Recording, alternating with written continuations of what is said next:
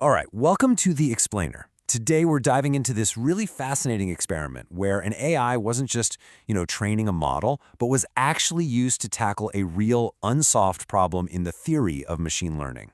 And spoiler alert, it actually worked. So, can a machine actually prove a brand new mathematical theorem? I mean, that sounds like something straight out of sci-fi, right? But that was the exact question at the heart of a recent experiment. And this wasn't just some abstract exercise. The goal was to close a very specific known gap in a new research paper, a task that, honestly, usually takes some deep human insight. The results? Well, they were pretty remarkable. All right, so let's get into the weeds here. To really get what a big deal this is, we first have to talk about a pretty foundational concept in convex optimization. It's something that, machine learning folks have been leaning on for decades to get their models to actually learn something useful. Okay, so it all kicks off with this idea called L-smoothness. The best way to think about it is like a promise, a guarantee about the shape of your loss landscape. It basically says the slope, or the gradient, isn't going to go completely haywire from one point to the next. It's this assumption, this predictability, that gives us any confidence that gradient descent will actually work and not just bounce around all over the place like a pinball. Right, so for years, we've had a solid answer to the classic question you see on the left. How do we make absolutely sure our loss is always going down? Simple enough, you just make sure your step size is less than 2 divided by L. Easy. But the new question, the one on the right, is a lot trickier. We're not just asking if the loss goes down, we're asking, does the rate at which it gets better also slow down smoothly and predictably? That's what we mean by a convex learning curve. It's about stability, not just progress. And figuring out the exact condition for that? Well, that was an open problem. So, this is the modern puzzle. This exact question was the focus of a really recent paper.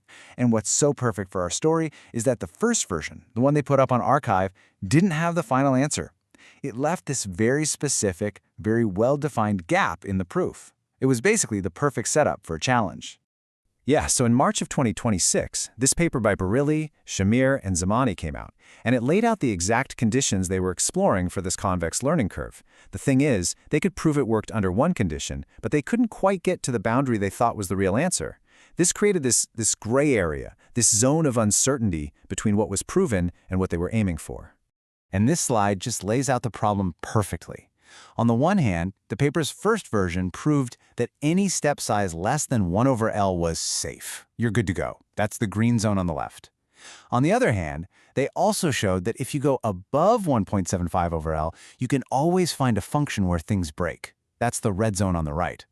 So what about that gap in the middle? What happens between 1 and 1.75? That was the big question. Okay, and this is where it all comes together. The researchers had this perfectly defined problem, this gap. So they thought, hey, what if we just give it to a large language model?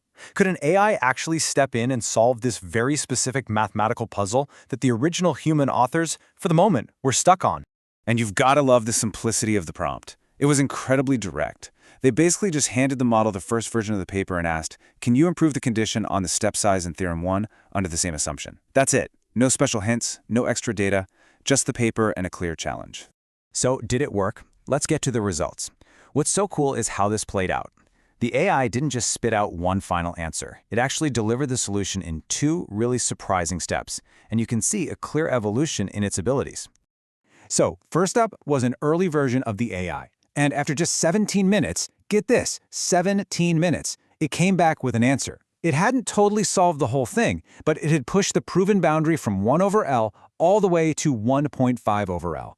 I mean, that's a huge improvement right there, already better than the original human result. But they didn't stop there. They ran the experiment again with a more advanced model, and this time, it just solved it completely. It delivered a full, rigorous mathematical proof for the tight bound of 1.75 over L. That was the exact boundary the human researchers had suspected all along but couldn't nail down in their first pass. Just like that, the gap was closed. Wow. So what's maybe even more interesting than the fact that it solved it is how it solved it. Because the model strategy wasn't just a brute force thing. It was this really sophisticated mix of deep knowledge, logical reasoning, and even some hands-on coding. I mean, look at this 3-part strategy. It's incredible. First, it showed it knew the literature. It reached back and pulled out this specific optimization trick from a totally different paper from 2012. Like, who does that? Then, for step 2, it didn't just apply the trick. It used it to set up an optimization problem inside the proof itself to figure out the absolute best coefficients to make the whole thing work. And finally, as if that wasn't enough, it actually wrote and ran its own Python code to generate a counterexample, proving that its 1.75 over L bound was the absolute limit. It couldn't be beaten. So you might be asking, why is this such a big deal for practitioners? Well, as this slide gets at, this is way more than just a cool party trick. This points to a new way of doing research. We're looking at an AI that can act as a true research collaborator. It can find these non-obvious connections between different papers, it can handle abstract symbolic reasoning, and then it can turn around and write code to test its own work. That combination of skills, that's a potential game changer for how fast we can make scientific discoveries. And that really leaves us with a powerful final thought, doesn't it?